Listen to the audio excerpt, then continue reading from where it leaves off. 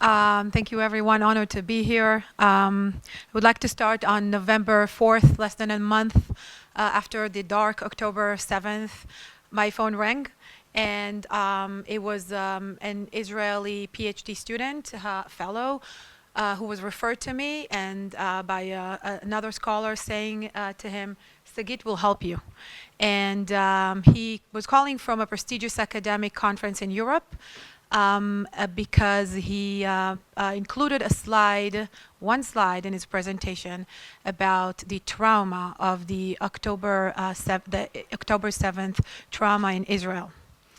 It was a psychological trauma conference, and after he stepped off the stage, he was summoned to a very odd and unusual conversation by the organizers of the conference. And they wanted to understand what was the reason for him to include that single slide.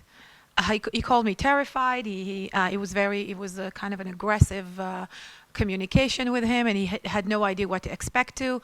And I started by asking him, like a good lawyer, a few questions. Was that related to the subject matter? He replied, yes. Was that pre-approved by the conference organizers? He said yes. And I didn't find any problem. I prepared him for the meeting so that no consequences will happen. It was a very scary times back then, and still is. And the meeting went okay in a bureaucratic manner. And I hope he forgot about it. I follow him. I see that he is winning prestigious awards since then, but I did not forget. And little did I know that single call in the single slide would redefine my calling. Of course, that's the single slide. Just a little bit about me. As Michael introduced me. I was a litigator for 10 years. I spent many of my days on court, Supreme Court, High Court of Justice in Israel, and labor courts. And that was my life, laws, regulations, seeking justice. And when I moved to Boston, I completely shifted my career into working as legal in-house for startups, always strengthening the relationship between Israel and America, and lived in the intersection of legal, compliance, and innovation. When I built the IAC, when I went into the academic landscape, I've learned that all what I've learned in my 10 years in Israel and 10 years in Boston do not exist anymore. In academia, the rules did not matter, enforcement did not exist post-October 7th, and I switched my career into this calling of building the IAC Shield, which I'll talk about and focus, and my phone continued ringing, as you can imagine. And I want to just walk you through a little bit of what's happening when an incident happens. The first thing that the caller, the individual seeking support, is feeling is sense of shame and self-doubt. The first thing the people that call us tell us do is apologize and say, I'm sorry I called you. I don't know if it's serious. I don't know if I should have called you. I don't know, maybe I brought it upon myself because maybe I revealed my identity. And that sounded very, very familiar to me. It's always rooted in identity. It's always connected to the fact that they're Jewish and or Israelis. And in academia, the hierarchy is very dominant and leaves the individual very weakened and very vulnerable when they have to face a very hierarchical and it's the individual versus the institution. So when an institution does not respond and protect the individual, it leaves the individual very, very weakened and with a lot of lack of trust. Navigating that landscape is very challenging, and there's a need for a lot of help and support. And the last but not least is the fear of retaliation, which is very, very real. And I just want to remind all of us that retaliation is very present, and it comes from different, it's multifaceted. It comes from different levels. It could come from the campus administration. It could come from the peers of the scholar. It could come, and it happens in community too, in K to 12, not just in academia. And it could come from ideological groups that are organized on campus.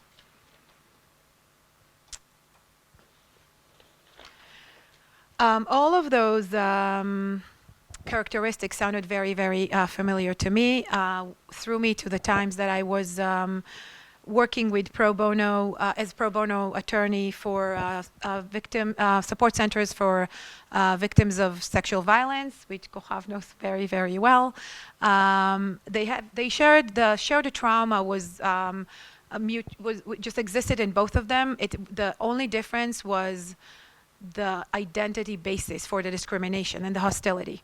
And therefore, I've learned that, and I want to focus on that for a second and have you take a look on this slide of Title IX versus Title VI. I've learned that Title IX is very protective of victims of sexual assault or hostility or discrimination. And that the campuses, in 76% of the campuses in the US, you have a very centralized, not fragmented, very centralized and very effective support centers who are empowering the individuals. And we've gone a long way. It wasn't that way before, I think, 10 or 20 years ago. But the reality today is very effective. They're very effective. When you look at Title VI, which is very similar to Title IX, and it's no coincidence that those two federal protections reside under the same federal statutory, which is the framework, which is Civil Rights Act of 1964. But the situation there is not very good. It's very fragmented. There's no ownership who's dealing with discrimination based on shared ancestry and religion. And many times the Title IX coordinators do the same work and are not very educated about it. So what we did is we adopted a model of Title IX and said, okay, it works for victims of sexual assault. Why don't we just mimic that for victims of anti-Semitism, which is what we did. We called it SHIELD, which stands for Support, Help, Include, Empower for Lasting Difference. And the framework is, again, very similar to support centers. We start with an intake. We're the only support center, support and resource center in America and in the world, I think, that provides the service in English and in Hebrew. We have a phone line that you can call. We do an assessment, and then we find actionable pathways. And then we follow through for at least 3 months so that we get from intake to resolution for that individual. And we don't do it alone. We have a volunteer training program, which we educate about the 3 main pillars that we adopted and embraced from support centers, which is active and empathetic listening, civil rights and criminal law, and the SHIELD methodology, which is very unique. I'm really getting into the last part of my presentation, and I wanted to share with you a few of the trends that we were witnessing. They're qualitative, they're not, we don't have enough data. We have handled around 172 cases so far, meaning 172 individuals seeking support. The first trend is demonic libel of Jewish leadership. It's targeting a targeted libel of high-profile Jewish university leaders to exploit power imbalances, effectively hiding systematic anti-Semitism behind the guise of anti-authority protest. And look at Harvard, where protesters hung posters of the picketing interim president, Ellen Garber, who's Jewish, as a literal red devil with horns, tail, and webbed feet sitting on a toilet with the text, "Ellen Garbage funds genocide." Protesters dismissed this as a standard political critique, ignoring the ancient, deeply embedded anti-Semitic tropes of the demonic Jew. This poster was removed. At least it had a good ending eventually. There was another, I couldn't show it, it's a video, but Cornell president was harassed and an edited video of him was released. That went okay eventually too, but the Think about the signals that this sends to faculty and students. If radicalized groups feel empowered to do that, then imagine the absolute terrifying fear and vulnerability of an untenured professor or an undergraduate student.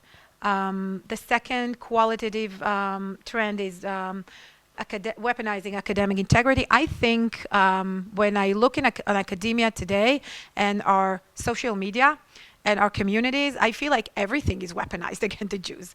There's nothing that we can do or talk about that's not weaponized against us.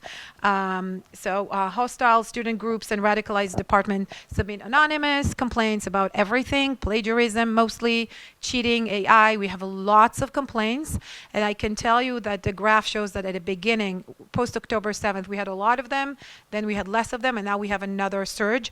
And that puts us in a very, very difficult position because the academic and code of conduct really mandates investigation in those cases. And that puts the victim in a very tough position because they need to prove they did not do something. And that's very hard to prove. They hold their grades. They, if it's faculty, they hold up all the reviews for tenureship. It has a huge toll on academics. And I want to share one of our cases, and this is a very important slide that I really want all of you to read. It's a case against a student from Florida School of Design.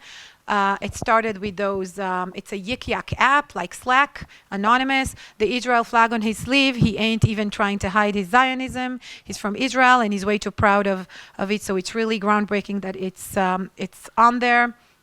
This comment is probably going to be removed because I named the student. Of course, they named the student, but they keep anonymous. You can't see the name of the student. But A was constantly shown aggression, hate, and at times blatant racism against people who support Palestine. These incidents have been reported, yet the college doesn't act. Keep reporting him. He needs to keep being reported. He's nominated for trustee. Report him. And they did. And he won a trustee's award. And guess what the school did? No investigation, they just rescinded the award. That's where we stepped in, and I want to focus on that case because it demonstrates a huge issue that we have with the legal tools. If we had brought a litigator in, or a lawyer, that would have stopped any dialogue or positive communication with the school. So what we did in this case and in other cases, and it's it's demonstrative of what we do in our work, and the nature of our work is we work behind the scenes to educate the student about their rights, but then the student is empowered to represent himself. And it's what we did for 3.5 weeks. There was a moment that I felt that maybe the student did plagiarize. It was so hard to fight that, and I had to educate myself and my volunteers team to not doubt that and go with full force, and we succeeded. He was re-awarded, the committee was reconvened, he was re-awarded the award, and he went on the stage and he got the prize with all of his family at the audience. Just like here, but for like a very festive ceremony. Guess what happened at the day of the ceremony?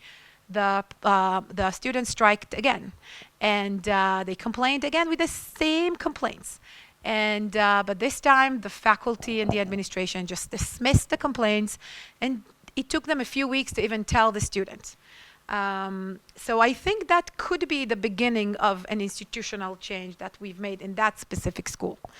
The last and third trend is reversal and retaliation. Many times you could see that. That's a student that was thrown out of a class, and I think I have 2 minutes to finish, so I'll finish with that and then the model.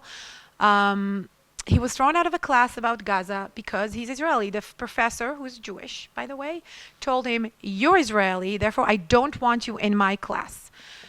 Thankfully, the student was smart enough, and he recorded the professor. It's allowed in New Jersey to record, and filed a Title VI complaint.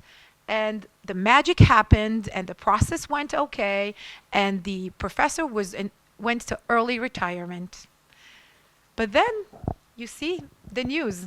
That was part of a demonic campaign against that student. It was on newspapers, it was on social media, and what you don't see is at the top, you probably see his chin, I think, here. It's like, he had all of his, a full picture of the student with his full name. And he had to explain that to his mother here in Israel, why he's accused of being an Israeli spy and not an innocent student. We had to step in that case and help with the media as well. And he's now coming to Boston for an internship in the summer. We're going to meet and celebrate that we're in a better position in this case. The last case that I wanted to share with you, and that's the only face that I could show, because most of those individuals seeking support want to keep their anonymity, and that was a retaliation by a union. Many times the victim is being reversed to be the aggressor. This is a lawsuit that's been going. That is an example. Retaliation is the one most important category of cases where legal tools are very, very effective, because it's the end of the road. Just to share with you that the latest data shows that 78% of Jewish students hide their identity, which is not good. And that trend is signaling us that we're being silenced and censored. Last minute of this presentation, we have a dual solution, two parts for our solution. One is expand on our support center, because we realize that it's very, very helpful. And I had a small conversation with Kochav about how impactful it's for the individual to have that support. Those resources you can call, you can submit a report, and the second dual solution, which is very, very suitable for academia, is a compliance-driven training. I want to end by saying that our motto is המציל נפש אחת מישראל כאילו הציל עולם ומלואו. The one who saves one life saves the entire world. And thank you all for listening.